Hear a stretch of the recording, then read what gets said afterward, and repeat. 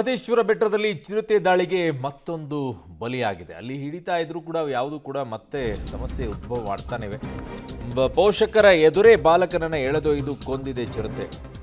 ನಾಗಮಲೆ ಮಾರ್ಗದ ಇಂಡಿಗನತ್ತ ಸಮೀಪ ಈ ಘಟನೆ ಆಗಿರೋದು. ಬೆಂಗಳೂರು ಮೂಲದ ಬಾಲಕ 6 ವರ್ಷದ ಹರ್ಷಿತ್ ಸಾವನ್ನಪ್ಪಿರೋದು.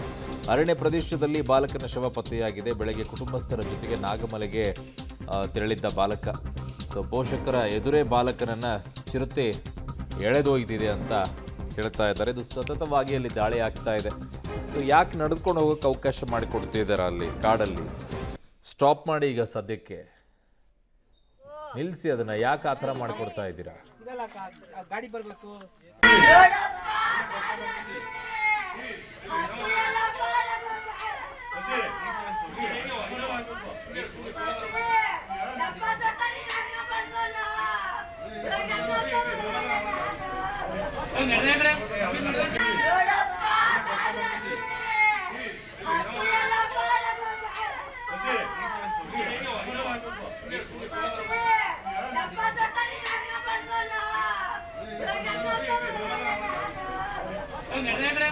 ಮಲೆ ಮಹದೇಶ್ವರ ಬೆಟ್ಟ ಪುಣ್ಯಕ್ಷೇತ್ರ ಏನು ಬೆಂಗಳೂರಿಂದ ನಾಗಮಲೆಗೆ ದರ್ಶನಕ್ಕೆ ಅಂತೇಳಿ ಭಕ್ತರು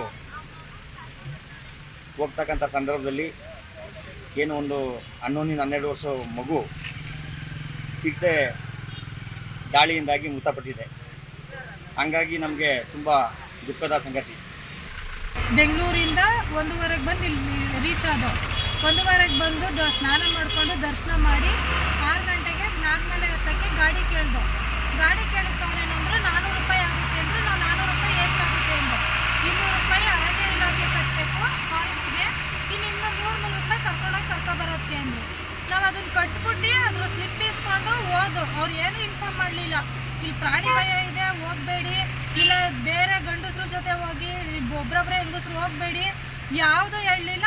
ನಮಗೆ ಹೋಗೋಕ್ಕೆ ಇಟ್ಕೊಟ್ರು. ನಾವು ಹೋಯ್ತಾ ಇದ್ದೋ ಸ್ವಲ್ಪ ದೂರ ಹೋದ.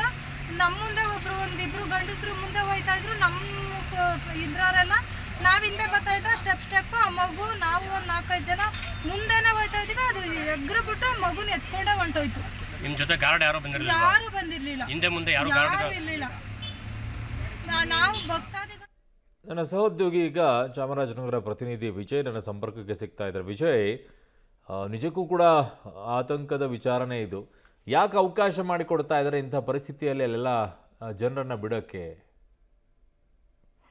ಅರುಣ್, ಇದು ಈಗಿನಿಂದಲ್ಲ, ಇದು ಹಲವು ಕಾಲದಿಂದ ಕೂಡ ಇದೇ ಒಂದು ಪರಿಸ್ಥಿತಿ ಇರ್ತಕ್ಕಂಥ ನಾವು ಕಾಣ್ತಿದ್ವಿ. ಯಾಕಂದ್ರೆ ಮಲೆ ಮಹದೇಶ್ವರ ಬೆಟ್ಟದಿಂದ ನಾಗಮಲೆಗೆ ಸಾಕಷ್ಟು ಸಂಖ್ಯೆಯಲ್ಲಿ ಬಹಳ ಹಿಂದಿನಿಂದಲೂ ಕೂಡ ಭಕ್ತರು ಒಂದು ಚಾರಣವನ್ನ ಹೋಗ್ತಕ್ಕಂಥದ್ದು, ಮತ್ತೆ ನಾಗಮಲೆಯಲ್ಲಿ ದೇವರ ದರ್ಶನವನ್ನ ಪಡೆದು ಬರ್ತಕ್ಕಂಥದ್ದು ವಾಡಿಕೆ ಅಂತ ಹೇಳ್ಬೋದು. ಮತ್ತೆ ಇತ್ತೀಚೆಗೆ ಚಾರಣ ಹೋಗುವವರೆಗೂ ಕೂಡ ಈಗಾಗಲೇ ಆನ್ಲೈನ್ ಅಲ್ಲಿ ಪೋರ್ಟಲ್ ಅಲ್ಲಿ ಒಂದು ಅಪ್ಲಿಕೇಶನ್ ಹಾಕ್ಬೇಕು, ಮತ್ತೆ ಅಲ್ಲಿ ರಿಜಿಸ್ಟ್ರೇಷನ್ ಅನ್ನ ಮಾಡ್ಕೊಳ್ಬೇಕು ಅನ್ನೋ ಒಂದು ನಿಯಮಗಳನ್ನು ಕೂಡ ಜಾರಿ ಮಾಡ್ಕೊಂಡಿದ್ದಾರೆ. ಮತ್ತೆ ಹಿಂದೆ ಸಾಕಷ್ಟು ಸಂಖ್ಯೆಯಲ್ಲಿ ಒಂದು ನಾಗಮಲೆಗೆ ಚಾರಣ ಹೋಗ್ತಾ ಇದ್ರು. ಆದ್ರೆ ಇದೀಗ ಒಂದು ಲಿಮಿಟೆಡ್ ಸಂಖ್ಯೆಯನ್ನ ಕೂಡ ಕಡಿಮೆ ಮಾಡಿರ್ತಕ್ಕಂಥ ನಾವು ಕಾಣ್ತಾ ಇದೀವಿ. ಆದ್ರೂ ಕೂಡ ಅರಣ್ಯ ಇಲಾಖೆ ಅಧಿಕಾರಿಗಳಾಗ್ಲಿ ಮತ್ತೆ ಸಿಬ್ಬಂದಿಗಳಾಗ್ಲಿ ಒಂದು ನಿಯೋಜನೆ ಮಾಡ್ತಕ್ಕಂಥ ಒಂದು ಕೆಲಸಕ್ಕೆ ಅರಣ್ಯ ಅಧಿಕಾರಿಗಳು ಕೂಡ ಮುಂದಾಗಬೇಕಿತ್ತು. ಆದ್ರೆ ಇಷ್ಟೆಲ್ಲ ಮುಂಜಾಗ್ರತೆ ವಹಿಸದೇ ಇರತಕ್ಕಂಥದ್ದೇ ಇದೊಂದು ಕಾರಣ ಅನ್ನೋ ಒಂದು ಅಭಿಪ್ರಾಯ ಕೂಡ ಈಗ ಸಾರ್ವಜನಿಕ ವಲಯದಲ್ಲಿ ವ್ಯಕ್ತವಾಗ್ತಿದೆ. ಅಲ್ಲದೆ ಮಲೆ ಮಹದೇಶ್ವರ ಬೆಟ್ಟದಿಂದ ಇಂಡಿಗನತ್ತವರೆಗೆ ಅಷ್ಟೇ ವಾಹನ ಸಂಪರ್ಕ ಇರ್ತಕ್ಕಂಥದ್ದು. ಅಲ್ಲಿಂದ ಇಂಡಿಗನತ್ತದಿಂದ 4 ಕಿಲೋಮೀಟರ್ ರಸ್ತೆ ಸರಿ ಇಲ್ಲದ ಹಿನ್ನೆಲೆಯಲ್ಲಿ ನಾಗಮಲೆಗೆ ನಡೆದೇ ಹೋಗ್ಬೇಕು, ಅದು ಕಾಡಿನ ಹಾದಿಯಲ್ಲೇ ಹೋಗ್ಬೇಕು. ಈ ನಿಟ್ಟಿನಲ್ಲಿ ಈಗಾಗಲೇ ಒಂದು ಸ್ಥಳೀಯ ಶಾಸಕರು ಕೂಡ ಮಾತಾಡಿದಂತ ಸಂದರ್ಭದಲ್ಲೂ ಕೂಡ ಒಂದು ಇಲ್ಲಿಂದ ಒಂದು ರಸ್ತೆ ವ್ಯವಸ್ಥೆಯನ್ನ ಮಾಡ್ತಕ್ಕಂಥದ್ದು ಬಗ್ಗೆ ಸರ್ಕಾರ ಹಾಗೂ ಸಿಎಂ ಗಮನಕ್ಕೆ ತರ್ತೀವಿ, ಮತ್ತೆ ಮಾತಾಡ್ತೀವಿ. ಮತ್ತೆ ಅಲ್ಲದೆ ಪ್ರಾಧಿಕಾರದಿಂದ ಭಕ್ತರ ಸುರಕ್ಷತೆ ದೃಷ್ಟಿಯಿಂದ ಒಂದು ಮಿನಿ ಬಸ್ ವ್ಯವಸ್ಥೆಯನ್ನ ಮಾಡ್ತಕ್ಕಂಥದ್ದು, ಮತ್ತೆ ಆ ಮೂಲಕ ನಾಗಮಲೆಗೆ ಮತ್ತೆ ಮಲೆ ಮಹದೇಶ್ವರ ಬೆಟ್ಟದಿಂದ ಒಂದು ಟ್ರಿಪ್ ಮಾಡ್ತಕ್ಕಂಥ ಒಂದು ಕೆಲಸ ಕೂಡ ಆಗ್ಬೇಕು ಅನ್ನೋ ಅಭಿಪ್ರಾಯವನ್ನು ಕೂಡ ವ್ಯಕ್ತಪಡಿಸಿದ್ರು. ಆದ್ರೆ ಸದ್ಯದ ಪರಿಸ್ಥಿತಿಯಲ್ಲಿ ಈಗಾಗಲೇ ಮಲೆ ಮಹದೇಶ್ವರ ಬೆಟ್ಟಕ್ಕೆ ಹೋಗ್ತಕ್ಕಂಥ ಹಿನ್ನೆಲೆಯಲ್ಲೇ ಈಗಾಗಲೇ ಒಂದು ಸಾವಾಗಿದೆ. ಅದರ ಜೊತೆಗೆ ಒಬ್ಬ ವ್ಯಕ್ತಿಗೂ ಕೂಡ ಚಿರತೆ ಒಂದು ಅಟ್ಯಾಕ್ ಅನ್ನ ಮಾಡಿತ್ತು. ಇದಾದ ನಂತರ ಕೂಡ ಅರಣ್ಯ ಇಲಾಖೆ ಅಧಿಕಾರಿಗಳು ಪ್ರಾಣಿಗಳ ಸಂಖ್ಯೆ ಹೆಚ್ಚಾಗ್ತಾ ಇರ್ತಕ್ಕಂಥ ಹಿನ್ನೆಲೆಯಲ್ಲಿ ನಿಗಾ ವಹಿಸ್ತಕ್ಕಂಥ ಒಂದು ಕೆಲಸವನ್ನ ಮಾಡಬೇಕಿತ್ತು.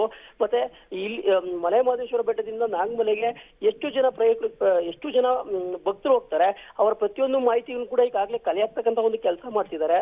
ಅವರ ಸುರಕ್ಷತೆಯನ್ನು ಒದಗಿಸ್ತಕ್ಕಂಥ ಕೆಲಸ ಯಾಕೆ ಮಾಡ್ತಿಲ್ಲ ಅನ್ನೋ ಅಭಿಪ್ರಾಯ ವ್ಯಕ್ತವಾಗಿದೆ. ಅರುಣ್. ಓಕೆ ವಿಜಯ್, ನಿಮ್ಮೆಲ್ಲ ಮಾಹಿತಿಗೆ ಧನ್ಯವಾದಗಳು.